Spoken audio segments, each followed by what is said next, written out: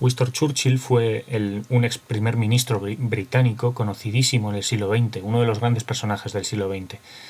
Y Winston Churchill ha pasado a la historia por una gran cantidad de anécdotas, de frases célebres, ya que este hombre tenía una gran agilidad mental.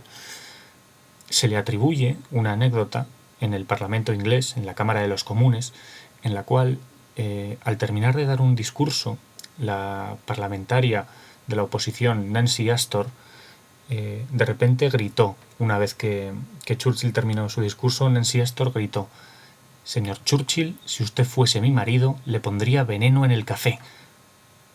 A lo que Churchill respondió: «Lady Astor, si usted fuera mi mujer, me bebería ese café». Bienvenidos al segundo capítulo del podcast del Búho.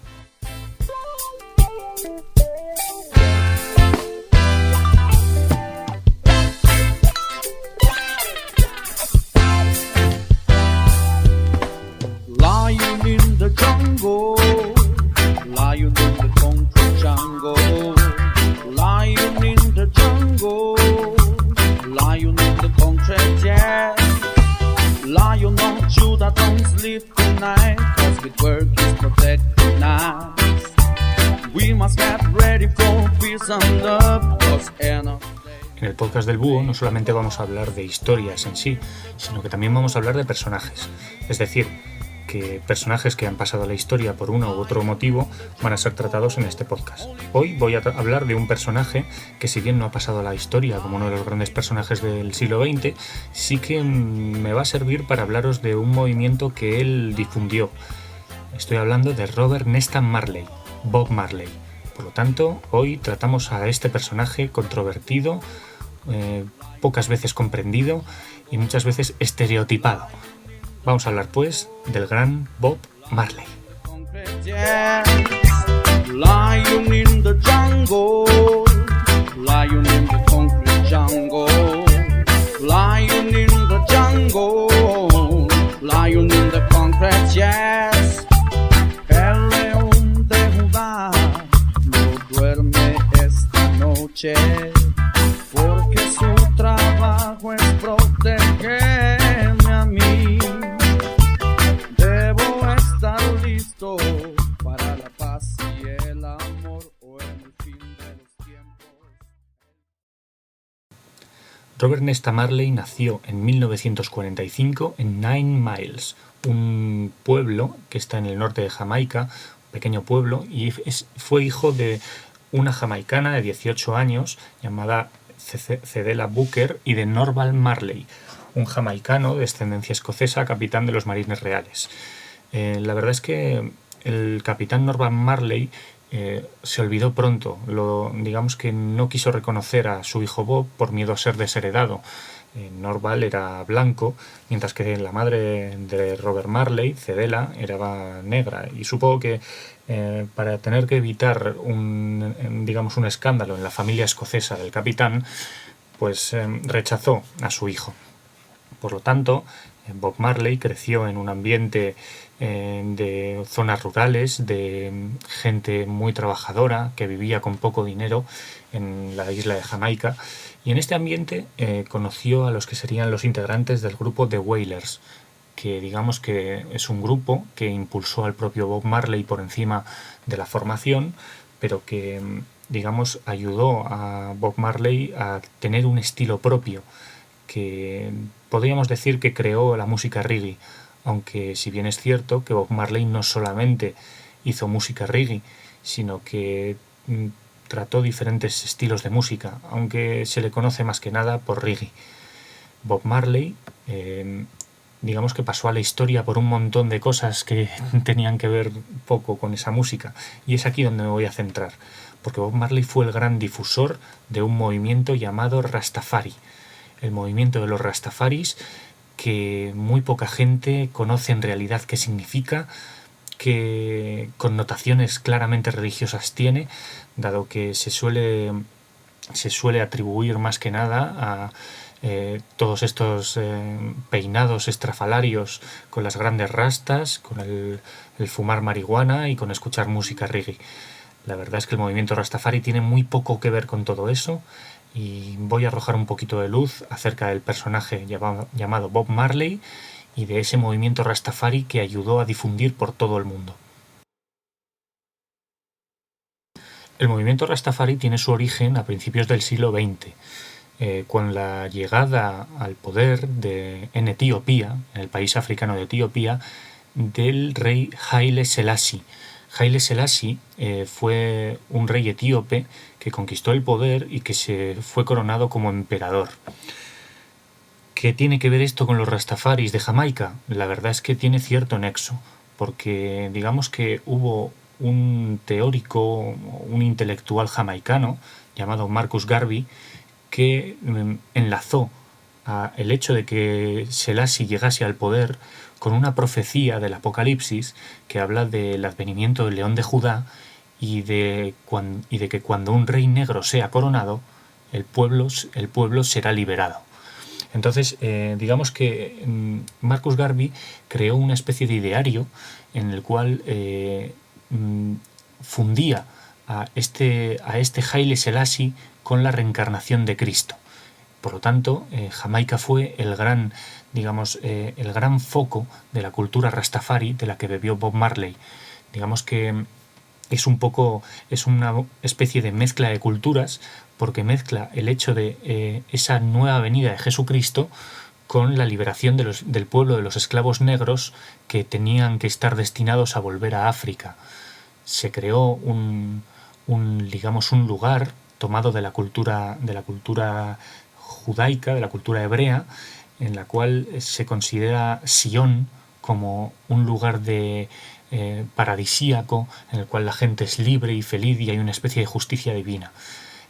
Marcus Garvey situó Sion en Etiopía, y es aquí donde el pueblo jamaicano digamos que extendió por toda la isla esta especie de movimiento pseudo religioso que mezclaba cristianismo y judaísmo, y para crear un nuevo movimiento que poco tuvo que ver con lo que luego se conoce de él.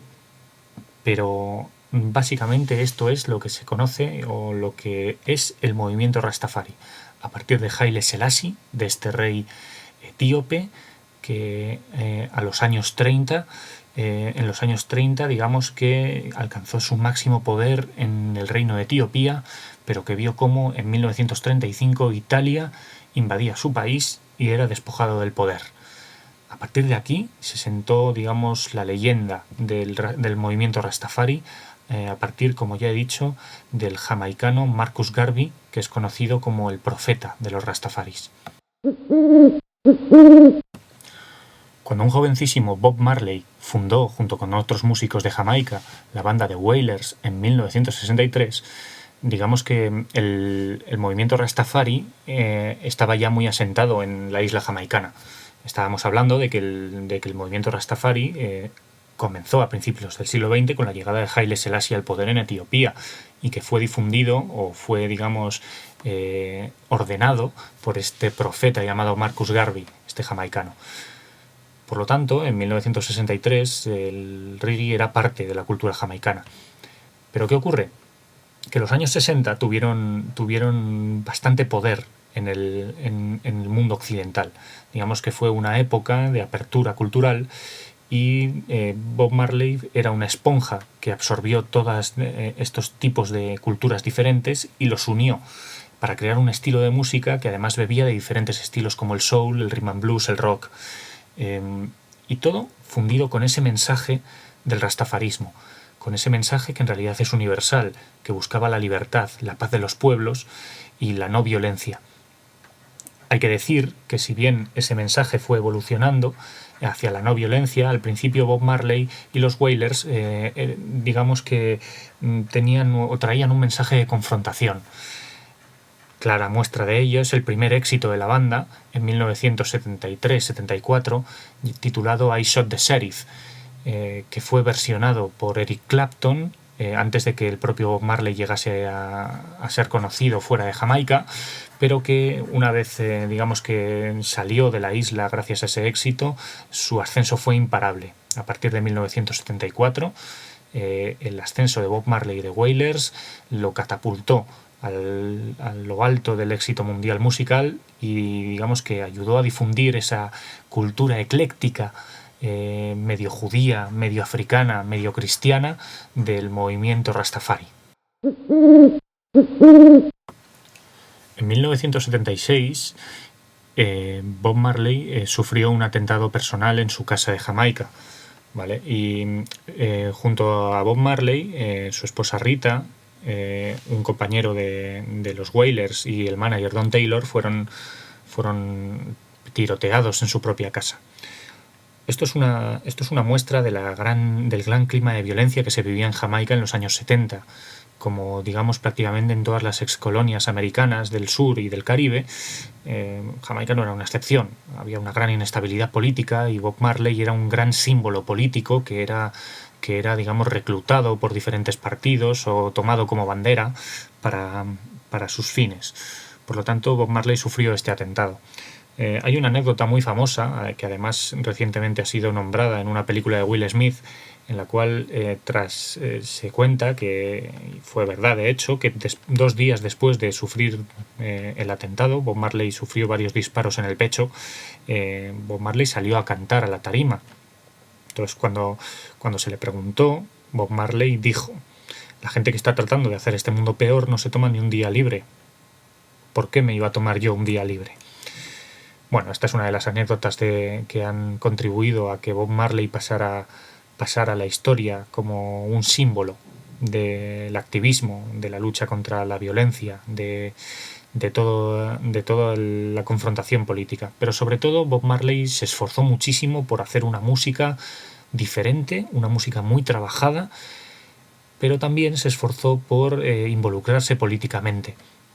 Digamos que era un cantante comprometido, que él pensaba que si bien la violencia o las armas hacían daño, más daño hacían todavía las palabras y los mensajes.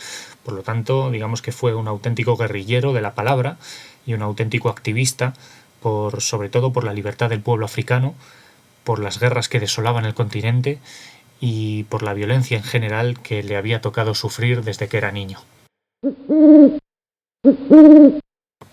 Vemos, por lo tanto, que al contrario de lo que se piensa, Bob Marley no era un Rastafari propiamente dicho, sino que captó o adaptó diferentes aspectos de la cultura Rastafari, sobre todo el mensaje político, y los mezcló con su gusto estético o con, digamos, otras costumbres que poco o nada tenían que ver con el movimiento Rasta.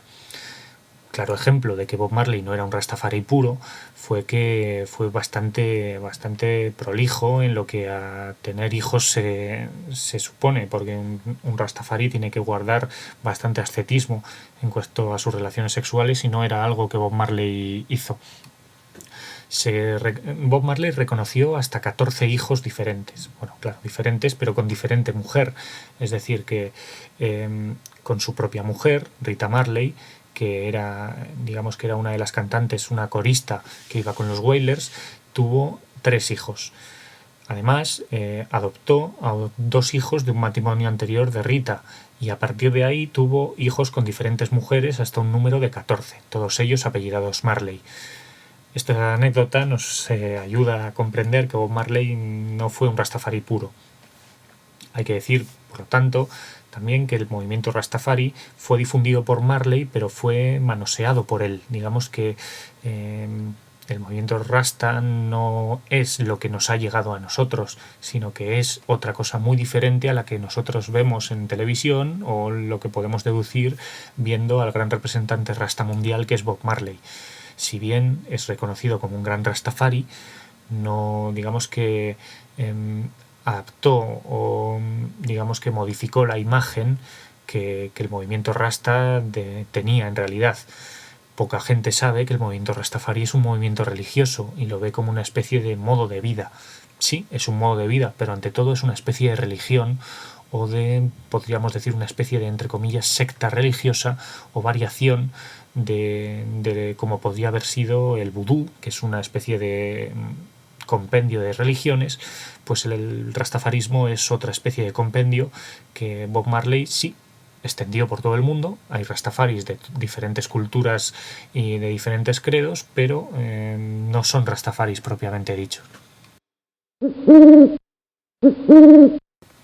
Bob Marley era un gran amante de los deportes. De hecho, en 1977 se hizo una herida en un pie, en uno de los dedos del pie, jugando al fútbol europeo. Era un gran amante del fútbol. Y digamos que esa herida no se la curó bien. Pasaron los años y en 1980, mientras iba corriendo, haciendo deporte en Central Park, de repente cayó gravemente enfermo. Esa misma herida que se había hecho 3 años antes se le complicó y le derivó en un cáncer que fue muy, muy, muy devastador para su cuerpo. Se fue a Baviera, Alemania, a seguir un tratamiento que fue muy criticado porque no seguía métodos tóxicos, sino que solamente era tratado con métodos naturales, y al principio pareció sentarle bien. Así que decidió dejar aquella clínica y viajar a su tierra natal. La verdad es que no llegó a pisar Jamaica. Murió en Miami en 1981 en una clínica cuando contaba con 36 años de edad. A partir de entonces creo que os va a sonar lo que os voy a contar. Bob Marley se transformó en leyenda. Digamos que Bob Marley empezó a ser un símbolo más que si lo había sido ya hasta ese momento.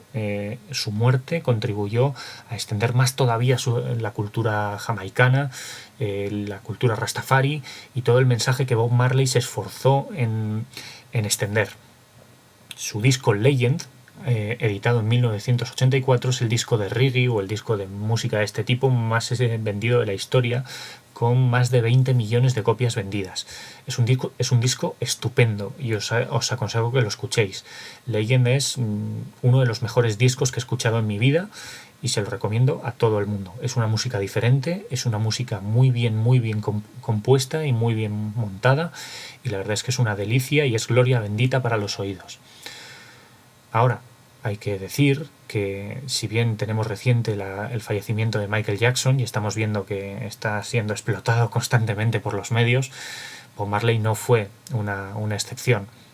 El mismo año que Bob Marley también murió John Lennon, y podemos ver que John Lennon ha sido explotado hasta la saciedad musical por la empresa musical. Me pregunto si no habría que pensar que a lo mejor un símbolo es un símbolo y un personaje es un personaje, pero nunca ninguno de los dos están en venta. Deberíamos pensar si Bob Marley hubiese sido tan famoso si todas las discográficas no hubiesen hecho esa enorme propaganda para que compremos su música. Lion in the jungle, lion in the country jungle, lion in the jungle, lion in the country jungle.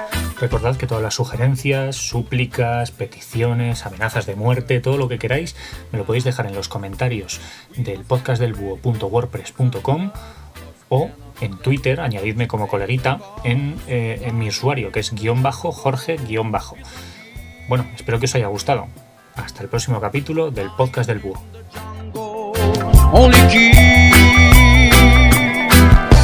Lion in the jungle.